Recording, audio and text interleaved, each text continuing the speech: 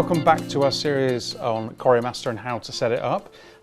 This session is about starting to configure CORIOgrapher. CORIOgrapher is our design and control software. Once again, you'll get this on a USB stick when you unload your CORIOmaster. You can also download it from our website. What's great about CORIOgrapher, it also works offline as well. So you can design your system offline, and then when you get your CORIOmaster, you've done some of the work already. In the last video, you saw me setting up an IP address for the micro, and here it is here. So it's automatically discovered it. If I had more CORIOmasters on my network, whether it be a static IP network or a DHCP network, they would all appear down here in a long line. So I'm just going to click on it and then log in. So until I change it, the admin password is admin pw. And I'm going to log in. So it's now going to read all the settings from the unit. So it's going to be reading all the card settings, any settings that are already on the unit, and then I can start manipulating the unit. Okay, so it's up. It comes up in the design mode. What I want to do is take you to the settings. On the top right here, you've got the little cog. If you click on that, this takes you to settings. I'm going to talk about each of the sub-menus under here, but I'm not going to go into all of them in great detail because some of them we're covering in other videos or we've covered in videos that are up online already. I just want to point out the important ones to you. So on the first one, the General tab, we can name our device, so it doesn't have just to appear as an IP address. So if this is in the training room, and now when it appears in CorioDiscover or when I log into CORIOgrapher, it will show up as training room. In CORIOgrapher, we can't have spaces, so you notice there I've made an underscore in between. Second setting is preset easing. This is for when we're firing presets, and we're doing this in a video in this series. Rather than going straight from point A to point B on a movement, they'll speed up out to point A and then slow down into point B. The reason I'm putting out is not always the place you'd look first of all to find it, but it's in here in the general menu. Secondly, networking. We kind of covered that already with CorioDiscover, but we can also amend in here. Next into modules. So this is what the rear of the unit looks like. So if you were to look at the rear of my CORIOmaster Micro, this is what it would look like. So you can see I got my splitter for audio, my power, and my 4 modules. So I've got a 4K streaming module, and 2 output modules and my CPU module. Wherever there's 3 dots, that means I can go into settings. So for this, I could configure that module, or I could manage the internal media players. Like I said, we're going to cover this in other videos in this series.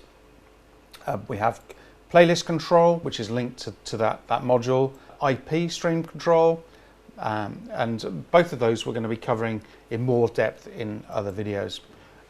First one that's really important for our setup is CORIOgrapher. CORIOgrapher, first of all, we can set our log messages. So if we're trying to maybe trace a fault or trace a setting in the unit, sometimes this is really useful. Also really useful if you're working with our customer service team. If they're trying to help resolve a problem, this is where you can set a log going and be able to pick up those at a later date.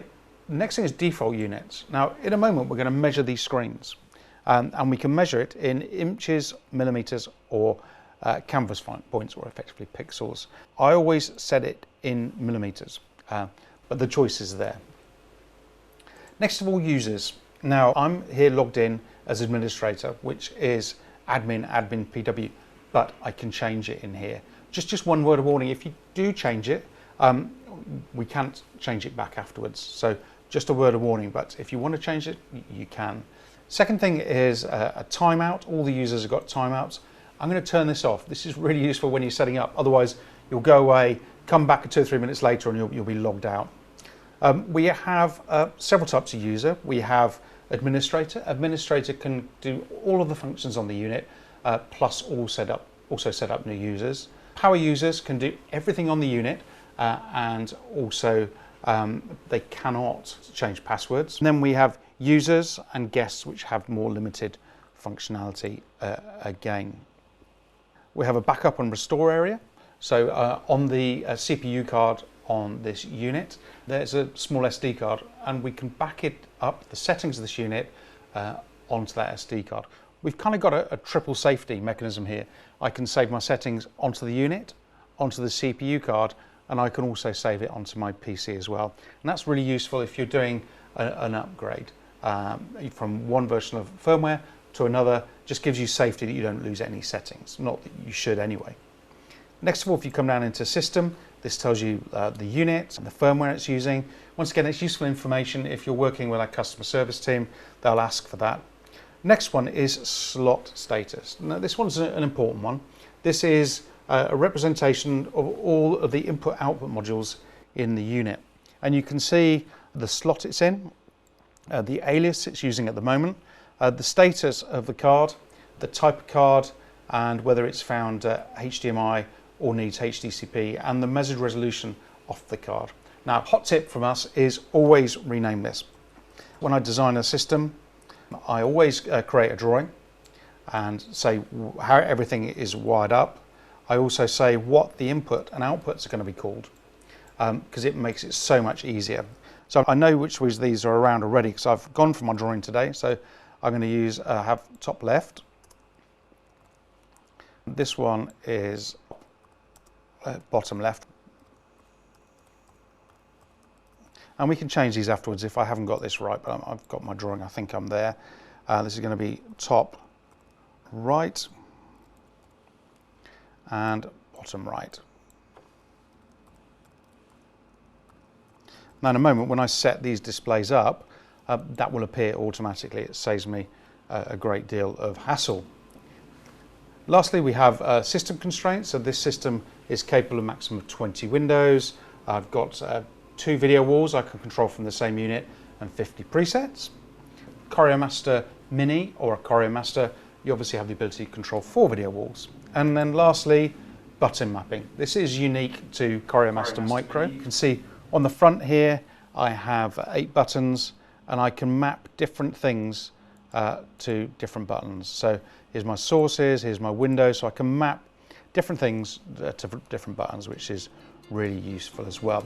So that's the settings menu in CORIOgrapher. Come back in the next video. I'll be measuring and setting up these screens and creating this simple video wall. Thanks for watching.